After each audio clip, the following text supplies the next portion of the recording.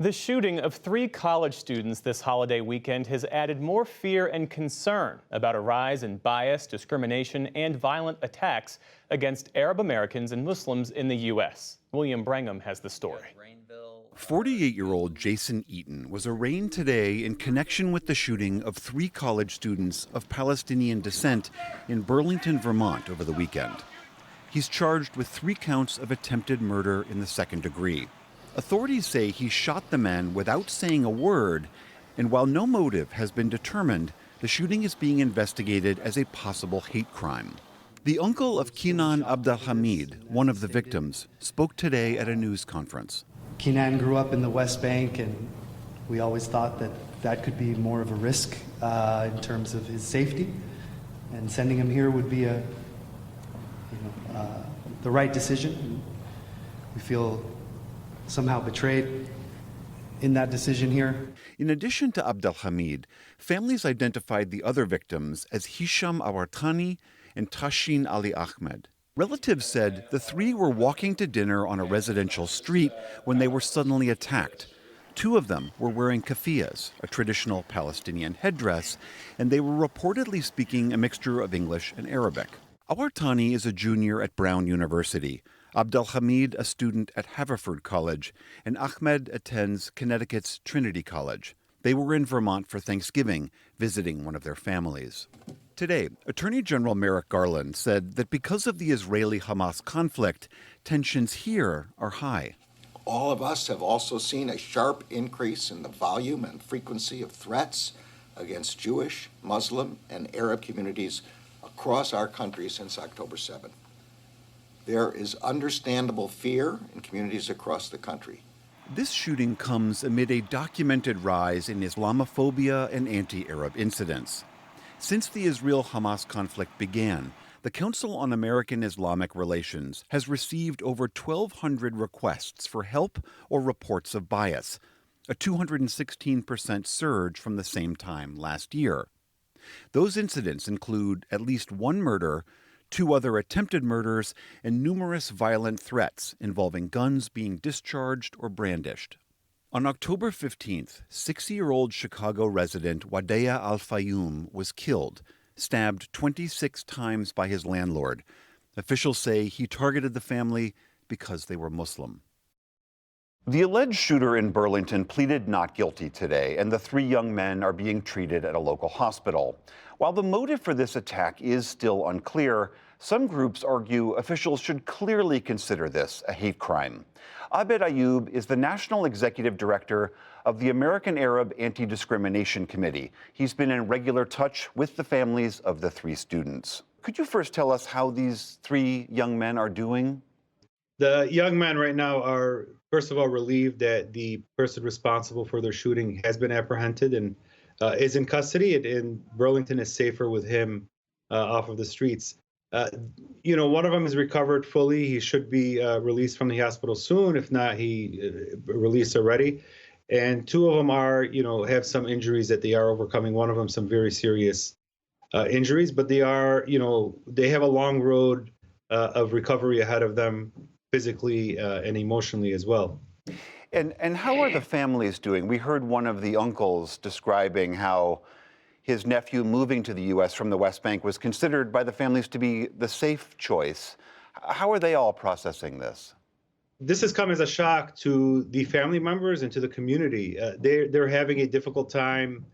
They had a difficult time initially being overseas, comprehending everything, putting everything together, and flying over here.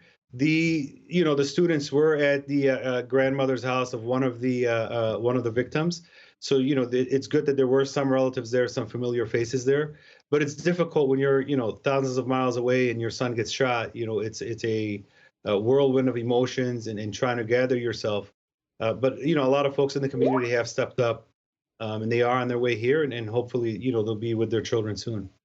As we reported, we still don't know what the motive is here, whether this was a random attack or whether these young men were specifically targeted because they're Palestinian. The families, as you know, put out a statement today saying they clearly believe that this is a hate crime. And I want to read an excerpt of this. They place the blame on U.S. media, and even elected officials from the highest levels of the government have repeated racist and dehumanizing language in recent weeks. This hateful rhetoric emboldens people to act with violence. I'm curious, do you share that same belief? Absolutely. Our belief has been that the rhetoric against Arabs, against Palestinians in this country, the dehumanization of Palestinians would eventually lead to these violent hate crimes we're seeing. That's exactly what's happening. That's what happened in Chicago to Wadea, the 6-year-old was stabbed. That's what happened in this situation and other examples that our office has been fielding across the country since early October. So the rhetoric, the way we're being dehumanized and the way Arabs and Palestinians are being portrayed leads to these violent hate crimes. And unfortunately, this may not be the last incident we hear of unless there's an effort to change the rhetoric and to change the way we are being portrayed. What would you like to see local and national leaders do in this moment? I mean, I know on social media you wrote that you wanted college campuses and college leaders to make sure that Arab and Muslim students are safe on campuses. What would you like our leaders to do?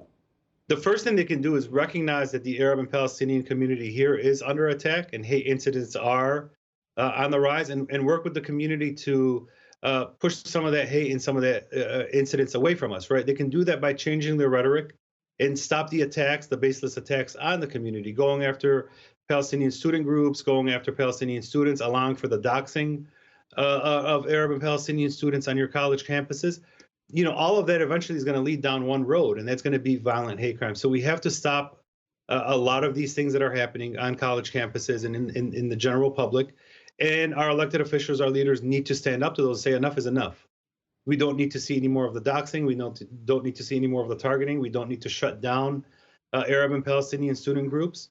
We can engage in civil discourse and in debate, but we don't need to go as far as to start vilifying individuals just to shut them down and keep them quiet.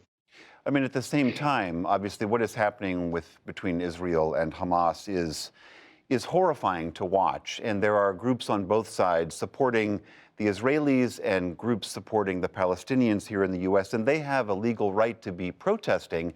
How do you counsel people how to express their First Amendment rights while also staying safe in the United States? Both sides do have a First Amendment right to protest, but only one side is consistently under attack and having that right taken away. So the basic fundamental right of protest and assembly for Arabs and Palestinians in this country, that within itself is under attack. And that should worry all Americans, where if you can start taking away the right of protest and assembly of individuals you disagree with, then we have nothing left when it comes to the First Amendment on our campuses and elsewhere. So this is a critical moment in our country's history. This is bigger than a Palestine protest or a pro-Israel protest. This is an attack on our fundamental freedoms in this country, and people need to start paying attention. All right, Abed Ayoub of the American Arab Anti-Discrimination Committee, thank you so much for being here. Thank you. I appreciate it.